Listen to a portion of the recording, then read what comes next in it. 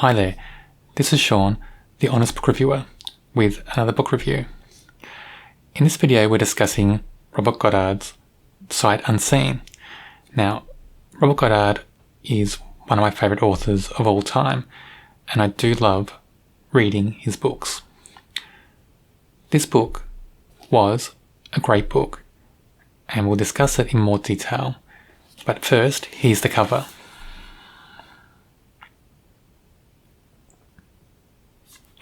And I'll put the cover up in the video as well.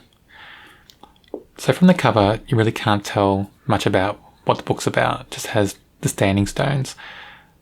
But that's just a hint that part of the novel does take place near one of these sites. With Robert Goddard, you know you're going to get a book that has a complex plot. There's going to be twists and turns, quite a lot of them, and they do appear in this novel, quite a few. There's going to be some great characters, and there's going to be a great mystery element. And also in this novel, there's a great history element as well, and we'll discuss that more when we talk about plot. The plot is quite complex. At the start of the novel, a young girl is kidnapped in 1981. David Umber, who's just sitting there minding his own business, is a witness to the crime.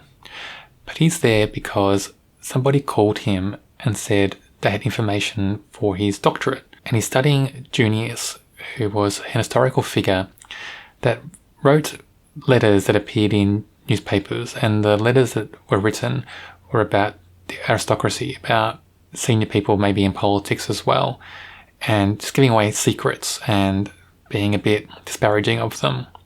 And nobody knew who Junius was. So he was interested to find out what this person had for him. And that's the reason why he was there and witnessed the kidnapping. Quite quickly, this plot moves to 23 years after the kidnapping. David Umber is now divorced, but he married the nanny of the girl who was kidnapped. So that was a little bit strange how that happened. His ex-wife is now deceased, suspected of committing suicide, but he never believed that. So 23 years later, he's in Prague working part-time as a guide in the city.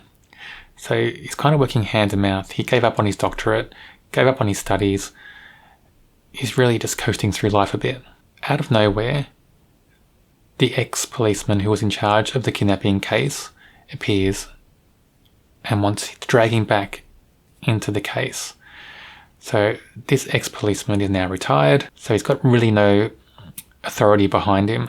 But the reason that he comes to see David Umber is that he received an anonymous letter, and the letter had some wording and phrases in it that pointed to Junius. And he knows that David Umber was into Junius, a bit of an expert, hence doing his doctorate on Junius. So of course, David Umber's interest is fired up, and he agrees to help the ex-policeman find out what happened to the girl, is she still around, and find out what happened to his ex-wife. So as they're investigating this 23 years later, we get to meet kind of all the players that were around in 1981. The parents of the young girl, who are now divorced and got their own lives. And we meet some other people that may have been involved as well. Everybody seems to have secrets that they're trying to hide. We don't know if it's because things are too painful for them, or that they've got something shady in their past. Are they actually involved in the kidnapping? You know, were they linked to it some way? Even the parents seem a bit shady. I won't go too much more into the plot, because going too much into detail will give it all away, especially the twists and turns that Goddard puts in. And he's a master at twists. And in this novel, there are many of them, and they all take you by surprise. The suspects are varied, and there are many, and there just seems to be a lot of people wanting to stop David Umber from finding out the truth. And their motives aren't always sinister, but they're not always pure either. So there's a lot of suspicion going around. So when you read this novel, you really don't know who to trust. And I think that's the brilliant part of this novel, that Goddard's giving us all these characters that are a bit shady, but always not sinister. Sometimes they're just seem a bit shady because they think they're doing the right thing. As a reader, we don't know that yet. Because one of the other things in this novel, and in many Goddard novels is we don't see everything at once. Goddard's a master at peeling back those onion layers as we go along, and as a reader, we just learn more and more as we read into this novel. And so slowly things come to light more, and we learn more about different characters, so we can cast certain ones aside as suspects. Others appear again as suspects when we thought they might not have been. And that's the true sense of a master at plot and a master of the mystery and those twists. The last thing that I'll mention about this plot is that when I read this book, it just made me think of Hitchcock. North by Northwest, Dial M for Murder, V's for Vertigo, those kind of thrillers in that time period. That's the sense I got when I read this book. And I think that comes down to his writing style and also the way he paces his books and the way his plots are so complex. Everything is very twisted together, but also everything's clean at the end. I think Goddard reminds me of Hitchcock all the time, and I think it's a shame that we don't see more of Goddard's books in movies. I think only one has been made into a movie, and I think there are many more of his books that is there waiting to be made into brilliant movies. David Umber. He's an interesting character because he's quite complex and he's very well created. He's reluctant at first to get involved, but soon gets his excitement, fired up to find out what happened to his ex-wife and the young girl who was kidnapped. And as we go along, we see that he's got a bit of light and shade as well. He gets really interested when Junius pops up in the investigation, and he dives into that really strongly. But we also see that Goddard was really clever in the way that he made David Umber not so clever around how to handle every moment in the investigation. He's very much an amateur, and that came across very much in this novel. And it's just a clever way to create that character, because we've got a hero that is not perfect. He does make mistakes as he goes along, and some of those mistakes come back to bite him.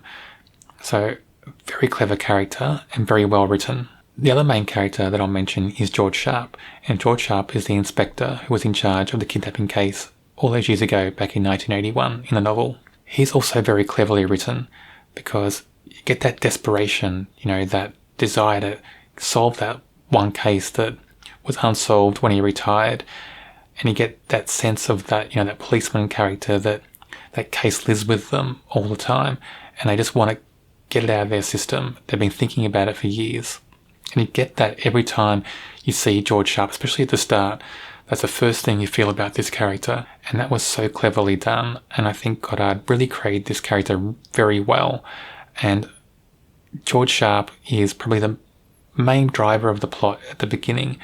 And he's the one that gets you hooked in. Other than that kidnapping that you see in the first chapter of the novel, it's George Sharp also that drags you into the novel 23 years later. He's that hook for that second part of this novel. And if George Sharp wasn't written as well as this, I don't think this novel would have been as interesting or as exciting. Sight Unseen is one of the best Goddard books I've read. I give this a 5 out of 5, and it comes down to a few key things. The two main characters especially. They're so well written and they're so well rounded, you get a sense that they're real. The other characters in the novel, they're also cleverly done, especially the way that they hide secrets, and you have to get further and further into the novel to find out what they are. The last thing that makes this novel so brilliant is the twists and turns. Those twists are amazing, and you don't find authors that can throw twists in a novel and have them all surprising in the one novel. You don't find that very often. But Goddard is a master at that, and when you read more Goddard books, you'll find that in many of his books, the twists are so good, so surprising, you'll just want to read more.